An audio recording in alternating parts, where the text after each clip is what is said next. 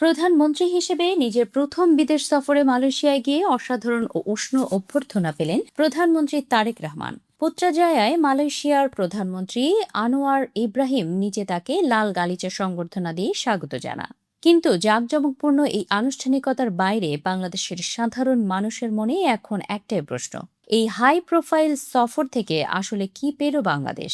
জনশক্তি রপ্তানি, মুক্ত বাণিজ্য চুক্তি কিংবা আসিয়ানের সদস্য পদ পাওয়ার ক্ষেত্রে কতটা অগ্রগতি হলো? আর দুই দেশের শীর্ষ নেতার দ্বিপক্ষীয় বৈঠকের সব ভেতরের খবর ও বড় বড় প্রাপ্তিগুলো আসলে কি? দুই নেতার দ্বিপক্ষীয় বৈঠকের পর বাংলাদেশ ও মালয়েশিয়ার মধ্যে বেশ কয়েকটি গুরুত্বপূর্ণ চুক্তি ও সমঝোতার স্মারক সই হয়েছে, যার মধ্যে সাংস্কৃতিক সহযোগিতা, সন্ত্রাসবাদ দমন বিষয়ে গবেষণা ও সক্ষমতা বৃদ্ধি এবং বিনিয়োগ সংক্রান্ত বিষয়ে দ্বিপক্ষীয় দলিল বিনিময় অন্যতম। তবে দেশের মানুষের সবচেয়ে বেশি চোখ ছিল জনশক্তি রপ্তানির ওপর। বৈঠকে তারেক রহমান বাংলাদেশি কর্মীদের জন্য মালয়েশিয়ার শ্রমবাজার দ্রুত উন্মুক্ত করা, অনিয়মিত শ্রমিকদের বৈধ করা এবং আটকে থাকা বাংলাদেশিদের ফিরিয়ে আনার আহ্বান জানান। জবাবে আনোয়ার ইব্রাহিম স্পষ্ট করেন যে মালয়েশিয়ার কর্মী দরকার, তবে তার চেয়ে বেশি জরুরি কর্মীদের সুরক্ষা ও শোষণমুক্ত পরিবেশ নিশ্চিত করা।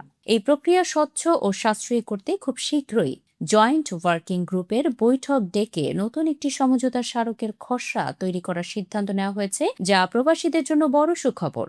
আরেকটি বড় প্রাপ্তি হল মালয়েশিয়া বাংলাদেশ মুক্ত বাণিজ্য চুক্তি বা MBFTA 2027 সালের মধ্যে দুই দেশের জন্য লাভজনক এই মুক্ত বাণিজ্য চুক্তিতে পৌঁছানোর বিষয়ে দুই প্রধানমন্ত্রী একমত হয়েছেন। একই সাথে দুই দেশের বেসরকারি খাতের ব্যবসা বাড়াতে গঠিত হচ্ছে জয়েন্ট বিজনেস কাউন্সিল। জ্বালানি খাতে সহযোগিতা বাড়াতে পেট্রোনাস ও পেট্রো বাংলার সমঝোতার স্মারক কাজে লাগানোর পাশাপাশি বঙ্গোপসাগরে তেল গ্যাস অনুসন্ধানে মালয়েশিয়াকে বিনিয়োগের আমন্ত্রণ জানিয়েছে বাংলাদেশ।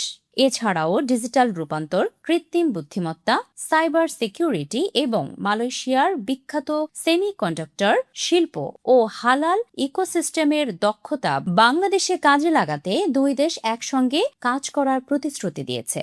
প্রতিরক্ষা খাতেও এসেছে বড় অগ্রগতি। একটি কাঠামোগত প্রতিরক্ষা রোড ম্যাপ তৈরি করতে দুই দেশ দ্বিপক্ষীয় জয়েন্ট কমিটির সভা ডাকার সিদ্ধান্ত নিয়েছে। সবচেয়ে গুরুত্বপূর্ণ বিষয় হলো আসিয়ানের প্রভাবশালী সদস্য মালয়েশিয়ার কাছে বাংলাদেশ সেক্টরাল ডায়ালগ পার্টনার হওয়ার জোরালো আকাঙ্ক্ষা পুনর্ব্যক্ত করেছে, যা আনোয়ার ইব্রাহিম গঠনমূলকভাবে সমর্থন করার আশ্বাস দিয়েছেন। পাশাপাশি রোহিঙ্গা সংকটের স্থায়ী ও নিরাপদ সমাধানেও ঢাকার পাশে থাকার প্রতিশ্রুতি পুনর্ব্যক্ত করেছে কুয়ালালামপুর।